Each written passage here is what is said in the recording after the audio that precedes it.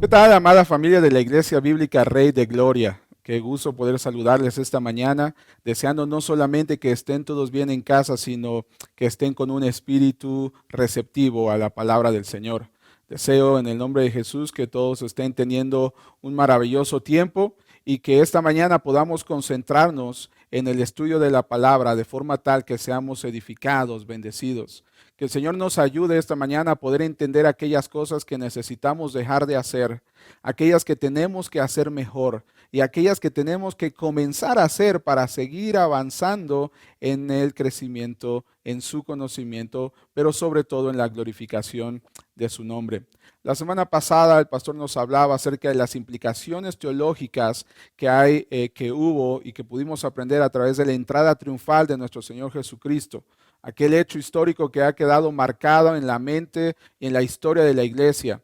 Y especialmente esta semana hemos venido eh, viviendo una situación bien especial, no solamente por esta pandemia, sino ha sido una nueva forma para muchos de experimentar, de recordar, podríamos decir, revivir lo que se conoce actualmente como la Semana Santa o la Pasión de nuestro Señor Jesucristo. En estas fechas tomamos un tiempo para poder recordar aquel hecho histórico que cambió la historia del mundo, no solamente de la iglesia. Y especialmente esta mañana vamos a meditar en no solo en lo que fue la muerte del sacrificio de nuestro Señor, sino vamos a meditar en cuáles son las implicaciones teológicas de la resurrección de nuestro Señor Jesucristo. ¿Cuál es la relevancia? ¿Cuál es la importancia en que Cristo haya resucitado? ¿Por qué este es un hecho de tanto valor para la iglesia o por qué tiene que serlo? Posiblemente ninguno de nosotros había pensado antes en esto o lo habíamos visto simplemente como un acto más. Pero ¿qué implica? ¿Qué tiene de relevante y de importante que nuestro Señor haya resucitado? Este tema es tan importante y tan relevante que el apóstol Pablo en la primera carta a los Corintios toma todo un capítulo, el capítulo 15, que es lo que vamos a estar estudiando esta mañana. Toma todo un capítulo después de estar respondiendo a la iglesia, después de estarles hablando acerca de cómo tenían que conducirse, de cómo tenían que hacer las cosas, de cómo era el vivir en Cristo. Toma todo un capítulo, capítulo 15, para centrarse en la importancia de la resurrección de nuestro Señor Jesucristo.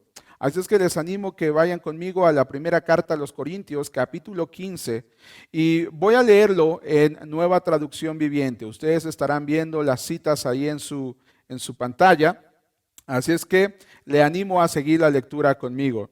Dice el verso 1: Ahora, amados hermanos, permítanme recordarles la buena noticia que ya les prediqué. En ese entonces la recibieron con gusto y todavía permanecen firmes en ella. Esa es la buena noticia que los salva si ustedes siguen creyendo el mensaje que les prediqué, a menos que hayan creído algo que desde un principio nunca fue cierto. En estos primeros versículos el apóstol Pablo hace un énfasis al evangelio, a las buenas noticias. Este es un pasaje que prediqué unas semanas atrás hablando acerca de la relevancia del evangelio puro, del evangelio verdadero que la iglesia de Corinto había creído, el evangelio puro que el apóstol mismo había creído. Entonces el apóstol comienza haciendo un énfasis en el evangelio de Jesús, la muerte, la sepultura y la resurrección de nuestro Señor Jesucristo para el perdón de nuestros pecados, por su gracia a través de nuestra fe en Él. Verso 3, dice el texto: Yo les transmití a ustedes lo más importante y lo que se me había transmitido a mí también.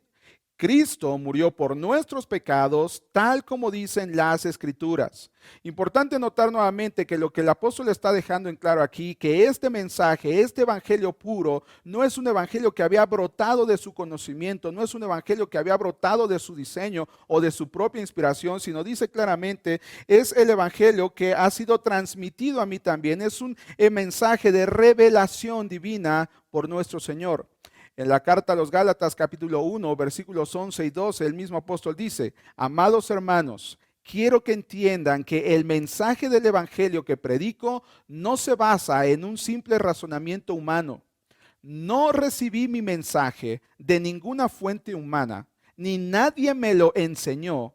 En cambio, lo recibí por revelación directa de Jesucristo. El evangelio que Pablo está predicando, el evangelio que él ha dado y el evangelio que nosotros creemos es el evangelio de Cristo, el Mesías, el Dios hecho carne que se entregó a sí mismo por su propia voluntad, por amor a nosotros, en sacrificio vivo, santo, eterno, para el perdón de nuestros pecados. Más adelante, versículos 4 y 9, el apóstol Pablo dice: fue enterrado y hablando de Jesús, fue enterrado y al tercer día fue levantado de los muertos, tal como dicen las Escrituras. Lo vio Pedro y luego lo vieron los 12. Más tarde lo vieron más de 500 de sus seguidores a la vez, la mayoría de los cuales todavía viven, aunque algunos ya han muerto. Luego lo vio Santiago y después lo vieron todos los apóstoles. Por último, como si hubiera nacido en un tiempo que no me correspondía, también lo vi yo, pues soy el más insignificante de todos los apóstoles. De hecho, ni siquiera soy digno de ser llamado apóstol después de haber perseguido a la iglesia de Dios como lo hice. Lo que el apóstol Pablo sigue en su enseñanza, en su respuesta a esta carta, dice que este mismo Mesías del que se está hablando en el Evangelio, el Mesías del Evangelio, el Salvador del Evangelio, el Dios del Evangelio, fue resucitado, es decir, venció la muerte, fue levantado de entre los muertos, volvió a la vida después de haber sido muerto, de la misma manera como esto había sido profetizado. El Salmo 16, verso 10 dice, es un salmo profético que está hablando acerca del sacrificio de nuestro Señor. Salmo 16, verso 10 dice, porque tú no dejarás mi alma entre los muertos, ni permitirás que tu santo se pudra en la tumba. Lo que Pablo está haciendo aquí está reforzando este hecho histórico de que Cristo había resucitado. Y no solamente dice que resucitó, sino dice que primero se apareció a Pedro. Después dice que se apareció a los 12 discípulos. Cuando habla que se apareció a los 12, esta frase de los 12 era una palabra para describir siempre a este grupo de seguidores que estaban con Cristo, es decir, su círculo cercano, sus discípulos. Entonces, Pablo dice, primero apareció a Pedro, después apareció a los 12, más tarde apareció a más de 500 personas. Algunas en ese momento histórico en que la carta estaba siendo escrita ya habían muerto, pero otras tantas seguían vivos. Es decir, había un gran número todavía de ellos que podía dar testimonio de que esto había sucedido.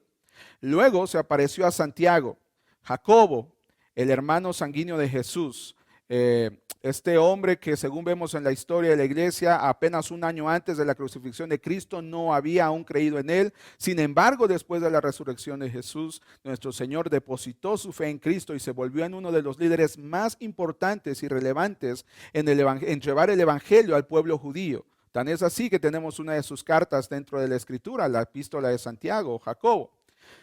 Después dice el texto nuevamente, le vieron nuevamente los apóstoles. ¿Por qué digo nuevamente? Porque en la forma en la que esto está siendo narrado por el apóstol Pablo, no fue un acto pronto o rápido, o no fue un hecho que fue consolidado en el mismo momento o en el mismo día.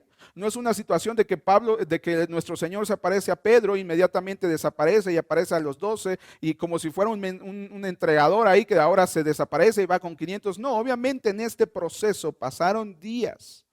Fueron diferentes eventos, pasaron días en los que nuestro Señor fue haciendo sus apariciones, fue dando muestra de este evento en el que él había resucitado. Y dice Pablo nuevamente, termina, y nuevamente apareció a los apóstoles. No está hablando de dos grupos diferentes, está hablando del mismo grupo de los 12.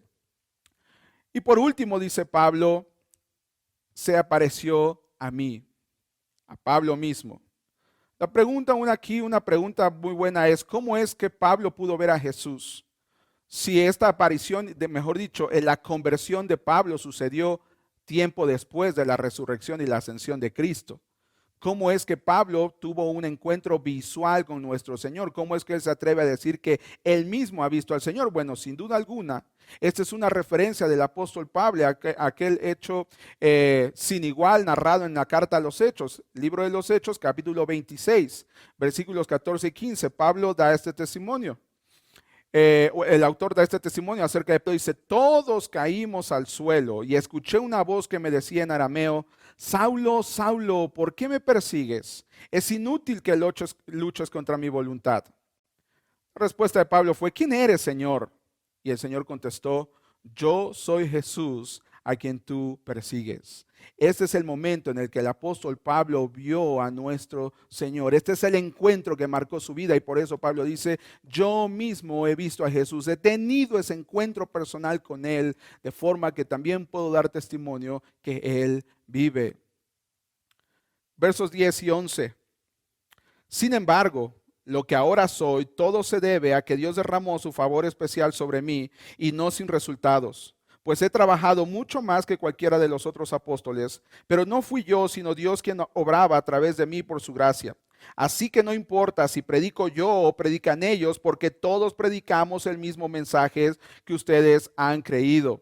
En estos pasajes Pablo da la gloria de sus capacidades y de su trabajo al Señor, recalcando que el valor del Evangelio no está en el mensajero que lleva o en el predicador que expone el texto, sino la gracia, la gloria del Evangelio, la gloria de nuestro Señor está en la fuente de ese Evangelio que es nuestro Señor Jesucristo. El mensajero no es el del valor, sino el mensaje divino, la fuente y el fruto que el Evangelio da, el fruto de este mensaje. Ahora bien, ¿qué pasaría si hasta este momento de todo lo que hemos estudiado ahora, si a pesar de todo lo que el apóstol Pablo ha enlistado aquí, Cristo no hubiese resucitado? ¿Cuáles serían las implicaciones teológicas de que Cristo no hubiese resucitado? ¿Cómo podemos estar seguros de que la resurrección de Jesús fue real? Comencemos sabiendo, mis hermanos, que el ataque a la resurrección de Jesús no es un hecho nuevo. No es una situación moderna, no es de un psicólogo o algún ateo de la época moderna o de hace 100 o 200 o 300 años que un día se levantó de malas y dijo, no hay Jesús, no hay resurrección, Dios no está vivo. No, no se trata de eso. En la misma carta, en la misma respuesta que Pablo está enviando a la iglesia a Corinto, podemos ver que este es un hecho que fue atacado desde ese mismo momento, aún poco tiempo después de haber esto sucedido. Vamos a continuar con la lectura. Verso 12. Pero díganme lo siguiente, dado que nosotros predicamos que Cristo se levantó de los muertos, ¿por qué algunos de ustedes dicen que no habrá resurrección de los muertos? Esto me hace recordar otro pasaje ahí en la segunda carta a Timoteo, capítulo 2, versos 17 y 18. El apóstol Pablo da testimonio de esto y dice, este tipo de conversaciones, dándole este consejo a Timoteo, que no se mete en fábulas y en conversaciones ñoñas que no tienen sentido. Dice, este tipo de conversaciones se extienden como el cáncer, así como en el caso de Himeneo y Fileto. Ellos han abandonado el camino de la verdad. Ojo aquí, al afirmar que la resurrección de los muertos ya ocurrió, de esa manera, dice Pablo, no solamente ellos se extraviaron, sino desviaron de la fe a algunas personas. Entonces no es un hecho nuevo, no es un hecho moderno. Ya había antes, desde los tiempos de nuestro Señor, gente que distorsionaba esta doctrina de la resurrección de Jesús, al grado de decir que la misma ya había sucedido, que no había sucedido, que había sido solamente en espíritu, que el cuerpo de Cristo seguía en el sepulcro, y tenemos otras teorías como que Jesús no fue el que murió en la cruz, como que fue robado de la tumba y puesto en otro lugar, y tantas cosas más que han atacado la resurrección de Jesús. Una buena pregunta es, ¿por qué no simplemente dejar eso como un chisme y listo? ¿Cuál es nuestra tarea? ¿Cuál es el valor de la iglesia de defender y de creer y de depositar su fe en la resurrección de Jesús? ¿Cuál es el valor de poder estar ciertos que la resurrección realmente se llevó a cabo? La respuesta está en los siguientes versos. Veamos lo que dice la Biblia. Primera carta a los Corintios, capítulo 15, verso 13 dice, pues si no hay resurrección de los muertos, entonces Cristo tampoco ha resucitado. Si Cristo no resucitó, mis hermanos, entonces no habrá resurrección de los muertos. No hay esa esperanza futura en la que dice la Escritura que cuando el Señor vuelva por su iglesia, los muertos en Él resucitarán juntamente para ir con Él a la gloria. Si Cristo no resucitó, entonces esto no va a suceder. No tendríamos por qué esperarlo. Verso 14. Y si Cristo no resucitó, entonces toda nuestra predicación es inútil y la fe de ustedes, está hablando Pablo a la iglesia, y la fe de ustedes también es inútil. Si Cristo no resucitó, nuestro mensaje, el mensaje que predicamos, no solo como predicadores, sino como la iglesia de Cristo, el mensaje de la salvación por su gracia a través de la fe en Jesús, este mensaje es inútil, al igual que la confianza que hemos depositado en Jesús. Si la resurrección no fue un hecho real, esto no ha servido de nada. El mensaje que predicamos sería entonces una farsa y por tanto la fe de las personas sería una fe ineficaz, puesta en vano, por decirlo de otra manera, sin mayor valor. Vamos adelante, verso 15. Y nosotros, dice Pablo, los apóstoles, estaríamos todos mintiendo acerca de Dios, porque hemos dicho que Dios levantó a Cristo de la tumba. Así hemos dicho, así que eso no puede ser cierto si no hay resurrección de los muertos. Si Cristo no resucitó, mis amados hermanos, entonces hasta el día de hoy hemos sido testigos de un hecho falso juntamente con los apóstoles. Hemos encubierto una mentira. Hemos dado falso testimonio aún de Dios porque Dios ha dicho que Cristo resucitó, pero si Cristo no resucitó, entonces hemos sido partícipes de un engaño, hemos declarado una farsa. Notemos nuevamente en este texto que la resurrección de los muertos está íntimamente ligada a la resurrección de Cristo, verso 16. Y si no hay resurrección de los muertos, entonces Cristo no ha resucitado. Una implicación más, verso 17. Y si Cristo no ha resucitado, entonces la fe de ustedes es inútil y todavía son culpables de sus pecados. Si Cristo no resucitó, usted y yo seguimos siendo culpables de nuestros pecados. ¿Qué quiere decir eso en pocas palabras? Seguimos siendo condenados al infierno. No hay una gloria entonces que nos esperara si Cristo no resucitó. Si Cristo no resucitó, el día que nosotros dejemos de respirar en este mundo, amaneceremos en un lago de fuego. Note la irrelevancia. No es una cosa sencilla.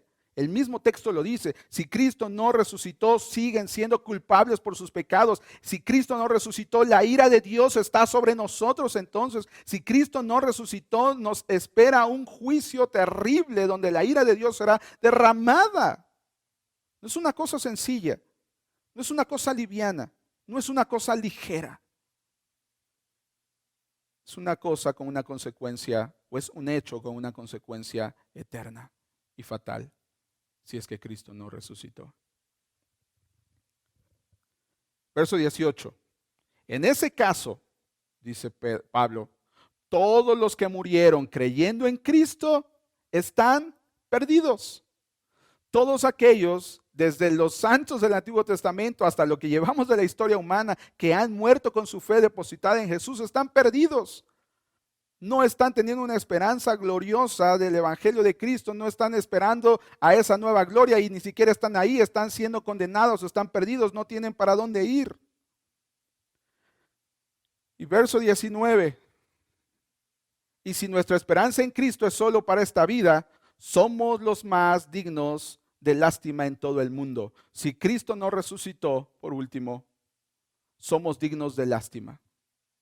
Si Cristo no hubiese resucitado, hemos cometido un grave error sobre en quién pusimos nuestra esperanza. Y todo ese ánimo y todo ese gozo debería de convertirse en tristeza porque hemos errado al blanco. Hemos todo el tiempo estado sobre la arena y no sobre la roca, si Cristo no hubiese resucitado. Pero, ojo ahí, sigamos leyendo, no nos quedemos ahí. Verso 20, dice el apóstol Pablo, pero lo cierto es que Cristo sí resucitó de los muertos. Él es el primer fruto de una gran cosecha, el primero de todos los que murieron. Así que, ya ven, tal como la muerte entró en el mundo por medio de un hombre, ahora la resurrección de los muertos ha comenzado por medio de otro hombre. Así como todos mueren porque todos perecemos, Adán, todos los que pertenecen a Cristo recibirán vida nueva. Wow. Pablo mismo está diciendo, toda esta tragedia hubiese sido una realidad si Cristo no hubiese resucitado. Verso 20, pero lo cierto, de lo que ustedes deben estar seguros, de lo que podemos tener garantía es que Cristo sí resucitó. La realidad es que Cristo resucitó y los que pertenecen a Cristo, como dice al final de este pasaje del verso 21, recibirán vida nueva. Y porque Cristo resucitó, mis hermanos, los muertos resucitarán. Y porque Cristo resucitó, nuestra predicación es una predicación eficaz. El mensaje que nosotros predicamos es un mensaje centrado en este Cristo vivo, en este Cristo que venció a la muerte, en el Cordero de Dios que quita el pecado del mundo. Nuestra fe está entonces fundamentada en el Dios vivo, en la piedra angular que ha venido a ser la cabeza de su iglesia. Cristo resucitó. Y porque Cristo resucitó, somos testigos fieles del evento que cambió la historia de la humanidad. Porque Cristo resucitó, somos testigos fieles del evento, del hecho histórico que dividió a la humanidad en antes de Cristo y después de Cristo. Porque Cristo resucitó, nuestros pecados han sido lavados y no somos más avergonzados ante el Padre. Porque Cristo resucitó, estamos ahora en paz con Dios. La ira de Dios ha sido apaciguada por el sacrificio de nuestro Señor Jesucristo. Sacrificio consumado en la cruz, sacrificio consumado con su resurrección. Porque Cristo resucitó, nuestros pecados han sido lavados. Gloria a Dios. Porque Cristo resucitó, los que han muerto en Cristo resucitarán y los veremos en la gloria eterna con el Padre. Porque Cristo resucitó, podemos tener esa esperanza viva de que todos aquellos que han sido parte de la iglesia desde todo este periodo de la humanidad, les veremos juntamente con nuestro Señor un día, cuando Él nos llame o cuando Él venga por nosotros, por la eternidad. Y disfrutaremos de todos ellos y estaremos delante del Cordero, glorificando, bendiciendo y alabando su bendito nombre, porque Cristo resucitó. Y porque Cristo resucitó, somos profundamente felices por la esperanza que tenemos en Cristo. No somos dignos de lástima, no somos tomados como los pobrecitos que erraron, no podemos ser tomados como los pobrecitos que no supieron o que creyeron en el malo o que le apostaron al malo. Porque Cristo resucitó, podemos ser profundamente felices de saber que tenemos la esperanza fiel, firme y viva de nuestro Señor. Porque Cristo resucitó, mis amados hermanos, vivimos en victoria. La muerte no tiene más poder sobre nosotros. Nada va a separarnos del amor del Padre. Nada ni nadie puede arrebatarnos de su mano, porque Cristo resucitó, Él vive y ahora está sentado a la diestra del Padre, reinando sobre su creación. ¿No es esto un mensaje fascinante?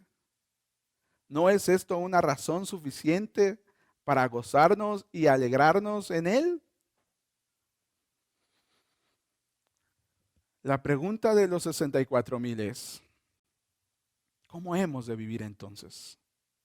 Si Cristo resucitó, si tengo una esperanza firme, si puedo tener la tranquilidad de saber en quién he creído y en quién he depositado mi confianza, si pertenezco a la iglesia del Dios vivo, del Dios verdadero, si pertenezco a la familia que Cristo compró por su sangre, y no solamente que compró, sino que hay una prueba fiel. ¿Recuerda las apariciones que Pablo narra en el texto? Si hubiese alguna duda, es impresionante, de verdad es fantástico cómo Pablo arma este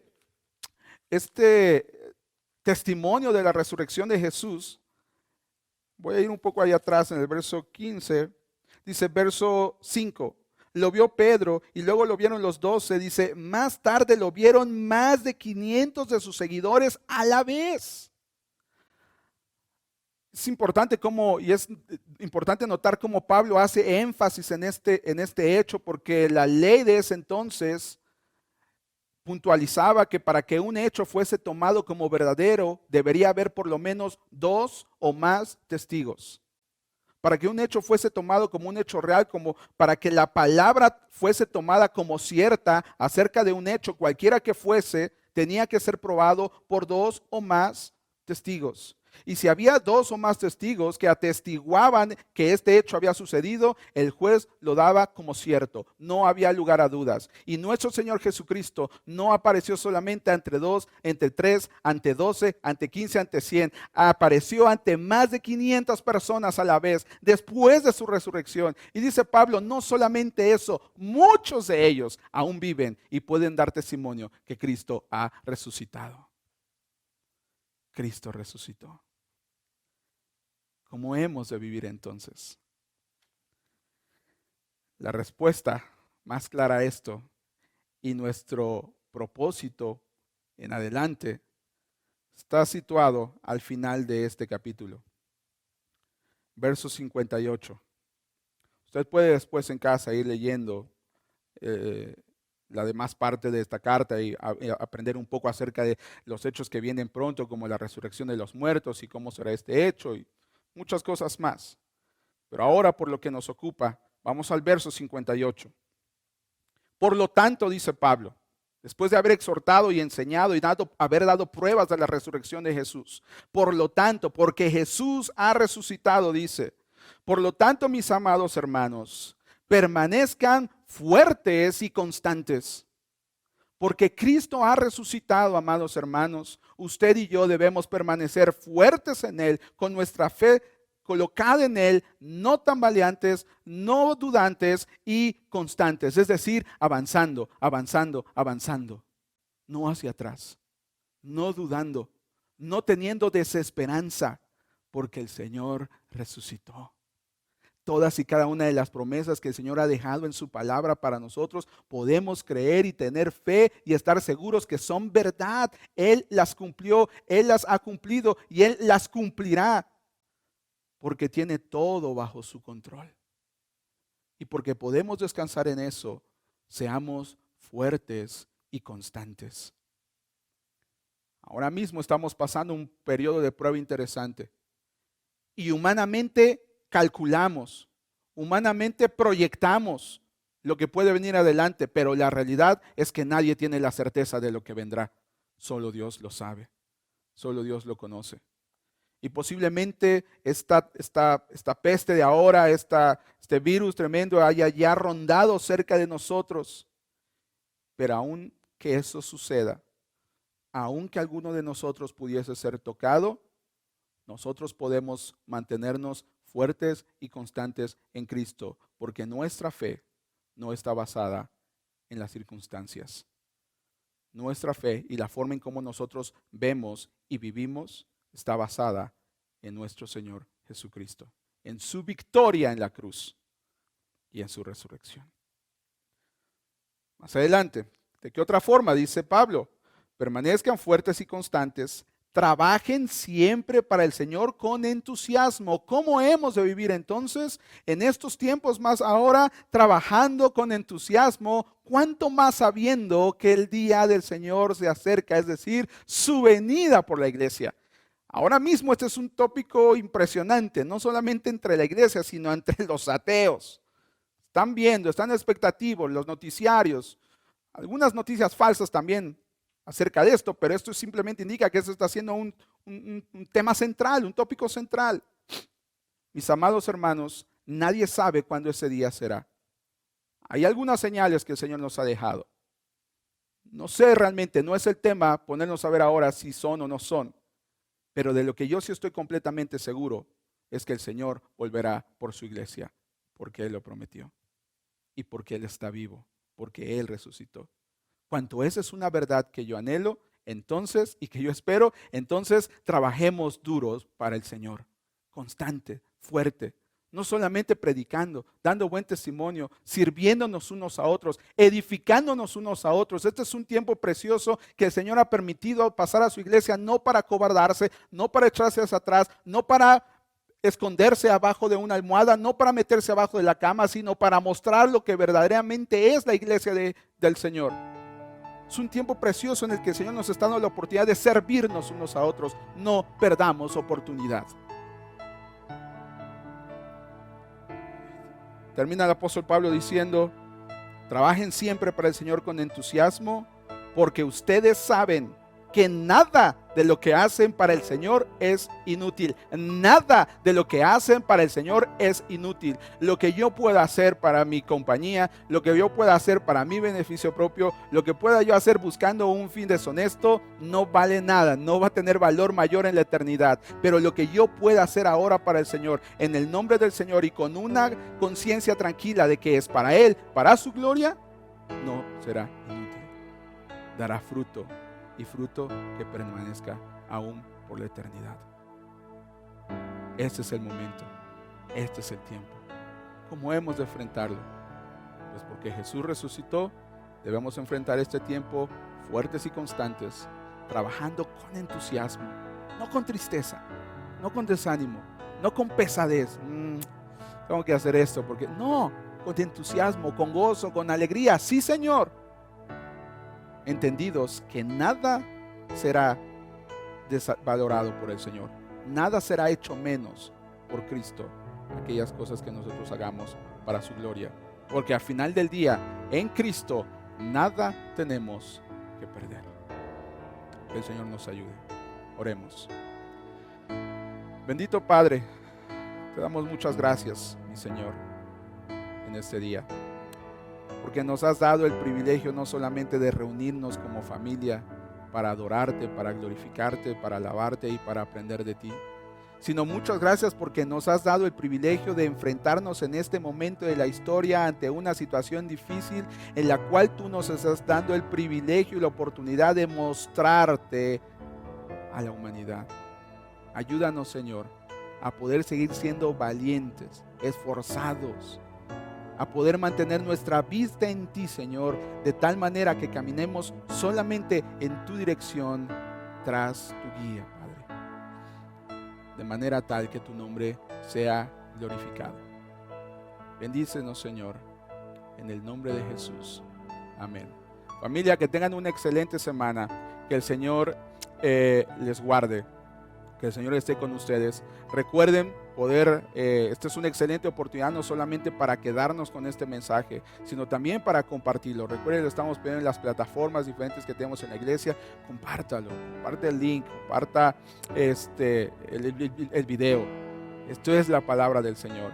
Y una vez más, si alguno de nosotros, amada iglesia, está pasando una necesidad física, económica, espiritual, por favor, díganoslo. Queremos servirle como la iglesia.